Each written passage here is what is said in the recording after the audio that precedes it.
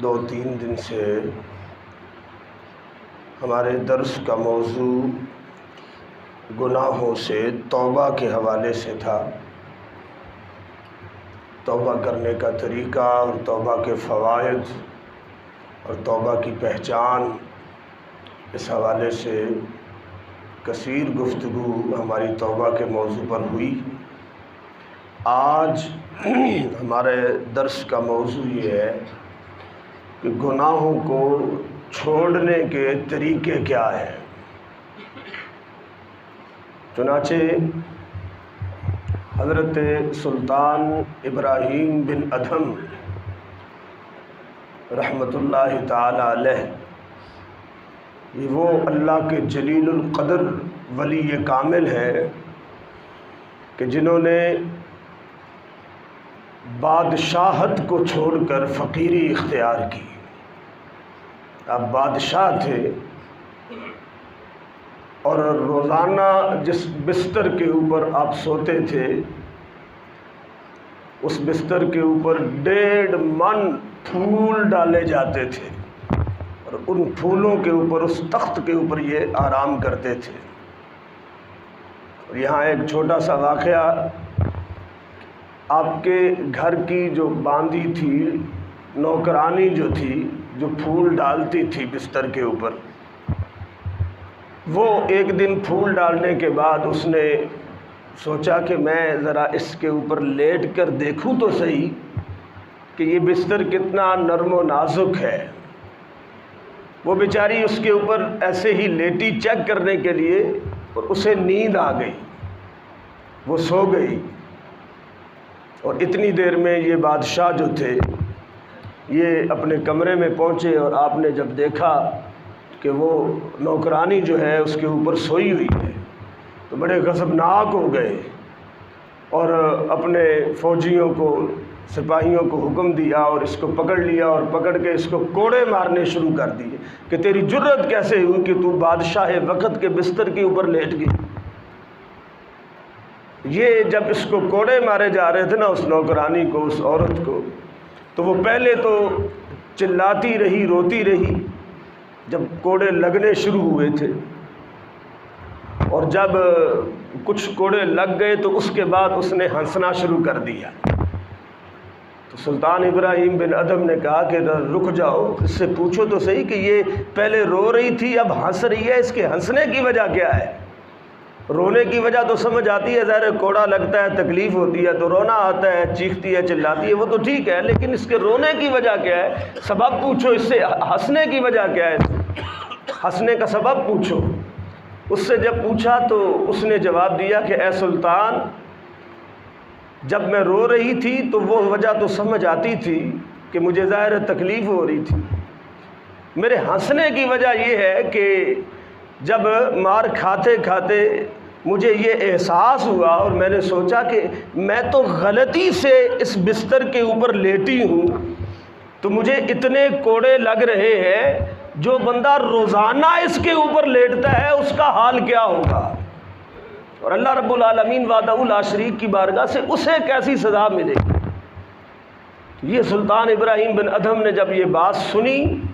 تو آپ کی زندگی بدل گئی۔ آپ نے تخت و تاج کو چھوڑ دیا اور جنگلوں کی طرف دوڑ گئے، اور آپ نے فقیری اختیار کر اور اپنے وقت کے بہت بڑے ولی کامل بنے۔ اور ان کی بارگاہ میں ایک بندہ آیا اور اس نے آ کے عرض کی، حضور، چونکہ اللہ نے آپ کو توبہ کی توفیق بخشی اور آپ نے اپنی زندگی کے اندر انقلاب کو برپا کیا اور آپ وقت کے بہت بڑے ولی کامل بن گئے، لہذا مجھے کوئی نصیحت کیجئے کہ میں گناہوں کو چھوڑنا چاہتا ہوں لیکن گناہ مجھ سے چھوٹتے نہیں ہیں، لہذا کوئی وصیت کیجئے، کوئی نصیحت فرمائیے کہ میں گناہوں کو چھوڑ دوں اور اللہ کا نیک وکار بندہ بن جاؤں۔ اور یہی حال تقریباً ہر مسلمان کا آج ہے کہ وہ گناہوں کو چھوڑنا تو چاہتا ہے، لیکن گناہوں کے اندر لت پت اتنے ہم ہو چکے ہیں کہ ہم سے گناہ چھوٹتے نہیں ہیں۔ تو حضرت سلطان ابراہیم بن ادھم نے اسے 5 نصیحتیں فرمائی۔ یا 5 نسخے بتائے کہ گناہوں کو چھوڑنے کے 5 نسخے ہیں، ان میں سے اگر تو ایک پر بھی عمل پیرا ہو جائے تو تو گناہوں کو چھوڑ دے گا، گناہ چھوڑنے تیرے لیے آسان ہو جائیں گے، تو اللہ کا نیکوکار بندہ بن جائے۔ ان طریقوں میں سے پہلا طریقہ آپ نے فرمایا، اس بندے کو مخاطب کر کے فرمایا کہ اگر تو گناہ کو چھوڑنا چاہتا ہے تو اس کا پہلا نسخہ یہ ہے کہ اگر تو گناہ سے باز نہیں آتا اور گناہ کرنا چاہتا ہے تو جی بھر کے کر، لیکن اس چیز کا خیال رکھ کہ اگر تو نے اپنے رب کی نافرمانی کرنی ہے اور گناہ کر کے اپنے رب کو ناراض کرنا ہی ہے تو تو اس کا رزق کھانا چھوڑ دے۔ اگر اپنے رب کی نافرمانی کرنی ہے تو پھر اپنے رب کا دیا ہوا رزق کھانا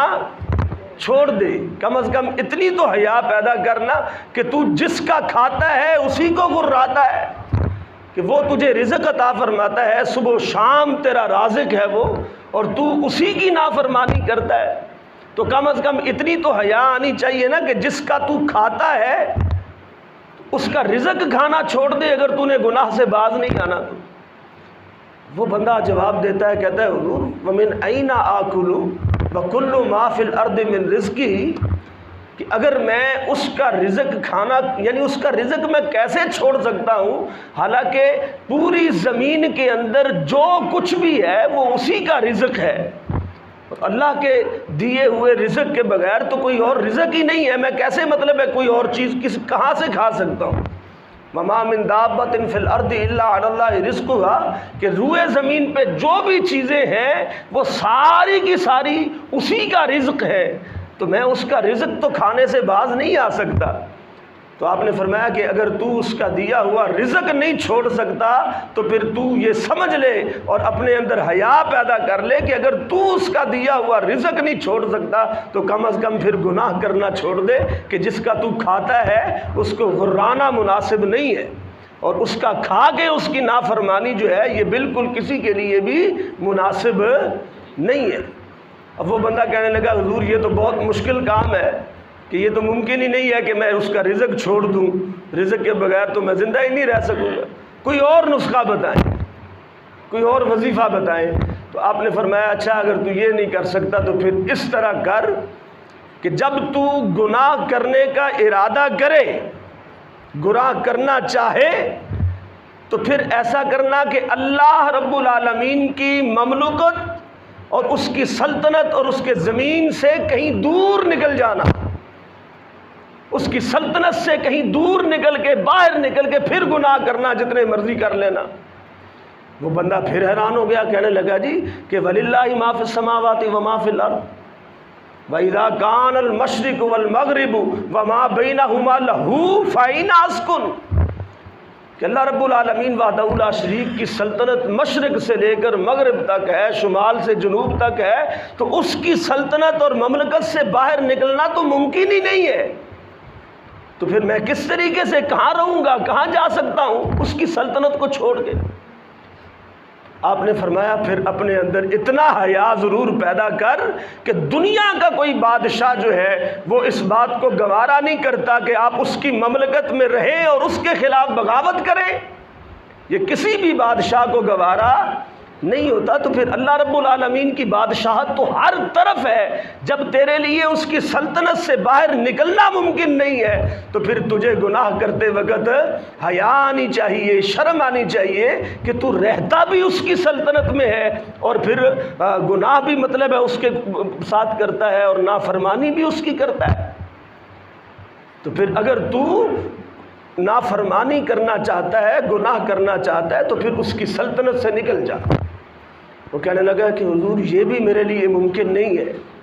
کہ میں گناہ کیسے مطلب ہے اس کی سلطنت سے باہر کیسے نکل سکتا ہوں، یہ تو لامحال ناممکن سی بات ہے، کوئی اور وظیفہ بتائیے مجھے۔ پھر آپ نے فرمایا اچھا پھر ایسا کر، اگر تو گناہ کرنے سے باز نہیں آتا،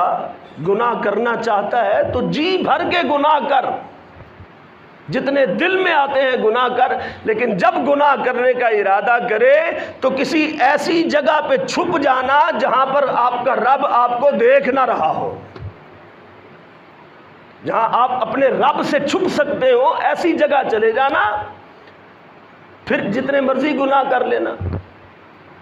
اب وہ بندہ پھر حیران ہوا، کہنے لگا کہ وَلِلَّهِ مَا فِي السَّمَاوَاتِ وَمَا فِي الْأَرْضِ وَمَا بَيْنَهُمَا وَاللَّهُ يَعْلَمُ مَا فِي السَّمَاوَاتِ وَمَا فِي الْأَرْضِ وَمَا بَيْنَهُمَا وَمَا تَحْتَ الثَّرَى۔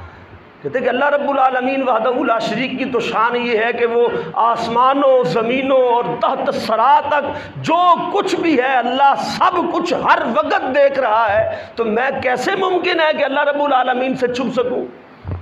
اس سے تو چھپنا ممکن ہی نہیں ہے، کوئی بھی چھپ ہی نہیں سکتا۔ پھر آپ نے فرمایا کہ اتنا تو حیا پھر آپ کو کرنا چاہیے کہ اللہ رب العالمین وحدہ لا شریک جو ہمارا مالک ہے، خالق ہے، رازق ہے، ہم اس کے سامنے کس طریقے سے گناہ کر سکتے ہیں کہ وہ ہمیں دیکھ بھی رہا ہو اور ہم اسے دکھا کے پھر گناہ کر رہے ہو؟ تو پھر بندے کو شرم سے ڈوبنا چاہیے، یا تو کم از کم اس سے چھپ جائے، اگر چھپ نہیں سکتا تو پھر گناہ کرنا چھوڑ دینا چاہیے۔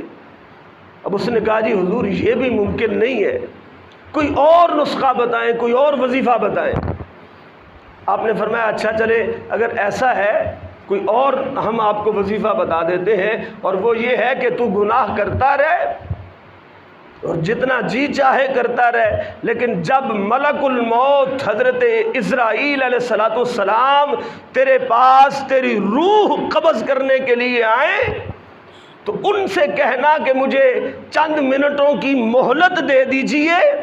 تاکہ میں توبہ کر سکوں، حتی اتوب الیہ توبۃ نصوحا، کہ مجھے تھوڑی سی مہلت دے دیجئے تاکہ میں توبۃ نصوحا کر سکوں اور میں اللہ رب العالمین کے نیکوکار بندوں میں شامل ہو سکوں اور اپنے گناہ جو ہیں انہیں بخشوا سکوں توبہ کے ذریعے۔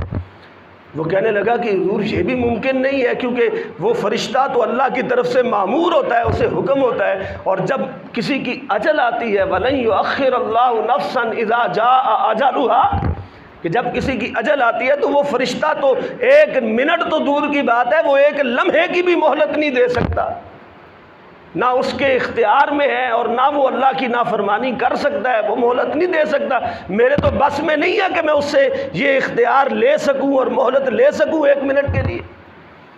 تو آپ نے فرمایا کہ یار جب تو اتنا نہیں کر سکتا کہ فرشتے کے آنے کے بعد تجھے مہلت نہیں مل سکتی، تو پھر ذرا سوچ کہ اگر تو ایسے ہی گناہوں کے اندر لت پت رہا اور تجھے موت آ گئی کہ جس کا کوئی پتہ نہیں ہے کہ کس ٹائم آ جائے، کس لمحے آ جائے، اور تو فرشتے سے اختیار بھی نہیں لے سکتا اور مہلت بھی نہیں لے سکتا، تو پھر ذرا سوچ کہ اگر اسی حالت میں تو مر گیا تو پھر جہنم کے کن درجات کے اندر جا کے تو جلتا رہے گا اور جا کے مطلب ہے اللہ کے جہنم کا ایندھن بن جائے گا، تو پھر کم از کم اس کے بارے میں تو تجھے سوچنا چاہیے۔ وہ کہنے لگا کہ حضور پھر ایک اور وظیفہ بتائیں، یہ بھی بڑا مشکل ہے، اس سے بھی مطلب ہے میں نہیں، مطلب ہے میرے اختیار میں نہیں ہے، بس میں نہیں ہے۔ آپ نے فرمایا کہ پھر ایک اور وظیفہ ہے، وہ یہ ہے کہ تو اسی حالت میں گناہ کرتے کرتے مر جائے، پھر حشر کے میدان میں جب اللہ رب العالمین کی بارگاہ میں تیرا اعمال نامہ تجھے پیش کیا جائے اور تیری نیکیوں کا پلڑا جو ہے وہ ہلکا پڑ جائے، تیرے گناہ جو ہیں وہ زیادہ ہو جائیں، اور اللہ کی طرف سے فیصلہ صادر کر دیا جائے اور فرشتوں کو کہہ دیا جائے کہ اسے گھسیٹتے ہوئے جہنم کی طرف لے جاؤ، اور فرشتے تیرے پیشانی کے بالوں سے پکڑ کے گھسیٹ کے تجھے جہنم کی طرف لے جا رہے ہو، تو اس وقت پھر ان فرشتوں سے مہلت لے لینا اور انہیں کہنا کہ مجھے 2 منٹ کی مہلت دے دیجئے، میں اللہ تعالیٰ سے عرض کرتا ہوں شاید وہ مجھے معاف کر دے، میں توبہ کی اور مطلب معافی کی درخواست پیش کرتا ہوں اللہ کی طرف سے، شاید مجھے معافی مل جائے۔ تو وہ کہنے لگا کہ حضور یہ بھی ممکن نہیں ہے کہ لا یعصون اللہ ما امرہم ویفعلون ما یؤمرون، اللہ کے فرشتوں کی تو یہ شان ہی نہیں ہے، وہ اللہ کی نافرمانی کر ہی نہیں سکتے ہیں، اور وہ تو ہمیشہ وہ کام کرتے ہیں جس کا انہیں حکم دیا جاتا ہے۔ آپ نے جب یہ 5 وظیفے بتائے نا تو وہ بندہ جو تھا وہ کہنے لگا حسبی حسبی، حضور میرے لیے اتنا کافی ہے، میں ابھی اسی وقت آپ کی بارگاہ میں آپ کو گواہ بنا کے اللہ کی بارگاہ میں سچی توبہ کرتا ہوں، اور آج کے بعد میں اپنی زندگی میں کوئی گناہ کبھی بھی نہیں کروں گا۔ تو یہ 5 وظیفے ایسے ہیں، ان میں سے ہر ایک وظیفے کے اوپر اگر ہم غور کریں تو اللہ کی نافرمانی کرتے ہوئے نجات کی طرف جانا کسی بھی صورت میں ممکن نہیں ہے، اور نجات فقط اسی بات میں ہے کہ ہم گناہوں کو چھوڑ دیں اس سے پہلے کہ ہماری اجل آ جائے، کیونکہ نہ تو ہم اللہ سے چھپ کر گناہ کر سکتے ہیں، نہ اللہ کی مملکت اور سلطنت سے باہر جا کے گناہ کر سکتے ہیں، اور نہ ہی اللہ رب العالمین کے دیے ہوئے رزق کو چھوڑ کر گناہ کر سکتے ہیں، اور نہ ہی ہم فرشتہ موت جو ہے حضرت ملک الموت کی آمد پر ان سے مہلت لے کے توبہ کرنے کی جو ٹائمنگ ہے اس کے اندر بھی ہم رد و بدل نہیں کر سکتے، اور آخرت کے میدان میں جا کے جب فیصلہ کر دیا جائے اس وقت ان فرشتوں سے بھی مہلت